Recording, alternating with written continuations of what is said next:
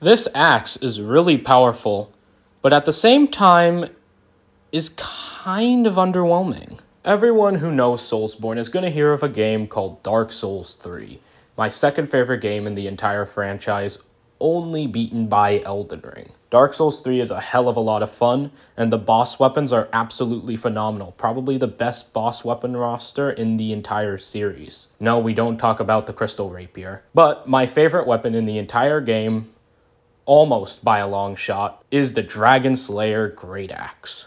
This weapon feels amazing to wield, and you feel absolutely powerful while wielding it. So, when I heard there was a Elden Ring variant that you get pretty early into the game, I wanted to try it out. I wanted to play the entire game with this weapon. And it was really powerful, but I'm kind of angry about it. Considering how much I glazed crit damage in the last video, you're probably expecting the same with this one. And yes, I am going to glaze it still. 115 crit damage is absolutely insane. And I forgot to mention this in the last video, but you can amp your damage from Greataxe with the Crit Talisman. It's really powerful, especially since it's an axe, so you're gonna see more stance breaks. And with the Greataxe moveset, you get a really fast, yet really strong R1, but a powerful yet slow R2. Which, yeah, this R2 is absolutely amazing, especially if you put it with Cragblade. Oh yeah, it's a smithing weapon, so you're able to infuse this with a lot of other Ashes of War, which is really good. But now I do have to talk about a sad part, and some people were mentioning it on my TikTok and even on my Instagram. Infuse it with a lightning build. I personally think this is a horrible decision, and I am sad about it. Mainly because for some reason in the lightning infusion, they decide to give this thing a E scaling in strength. An E scaling for strength is horrible, and then a C scaling for dexterity. Let's completely avoid the fact that strength is just a far better stat than dexterity. Like, let's avoid that. This is a Greataxe. Why would you want it to scale with dex? It's supposed to be a high damaging weapon.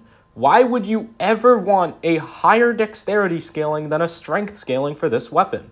Especially since the other scalings, except for the flame art, literally give this thing a B scaling in strength. So a lightning infusion is absolutely horrible with it. Unless you use Vike's Dragon Bolt, but then another question arises.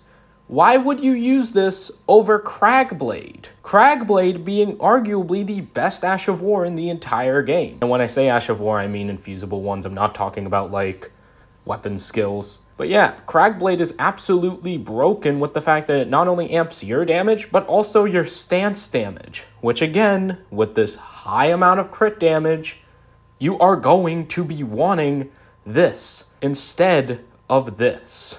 Which is really sad. I'm horribly sad about that. A bleed infusion goes insane though. 140 bleed is really, really good. Which means you're gonna get that bleed proc a lot. Which, you know what that means. The bleed talismans. Oh, God. This is already a strong weapon. You don't have to amp it even further. It's absolutely insane. Oh yeah, you can also do a poison infusion. Now, I don't know why you would want to be dual wielding, but if you want to dual wield this, that means you're going to be applying poison and bleed. Which means you get even more shit to just amp you even further. That is just insane. On a higher note, though, the guard counters on this thing are absolutely insane. Really insane. I love the guard counters on this thing. So that means you can also get the guard counter talisman and the guard counter tier. For people wondering, because I didn't show it in the last video, here are the talismans I used for this run. But I could have used more to amp it even further. Now I do have to talk about something, because I know people are going to mention it in the comments section. With most of these infusible weapons, they do get outclassed by something else. For example, with the large thrusting swords, the Great Epi and Godskin Stitcher are completely useless when you get the Sword Lance, which is arguably the best boss weapon in the DLC. I wouldn't say it is, but it's definitely up there. However, with the Executioner's Greataxe and its opponent, the Rusted Anchor, I think you can honestly go either way. Do you want better crit damage, better range, better normal damage, and better charge attacks? Go with the Executioner's Greataxe. Do you want better guard counters? Do you want pierce damage? Do you want better infusions? Go for the Rusted Anchor. I'd probably go with the Rusted Anchor personally because you don't have to farm for it.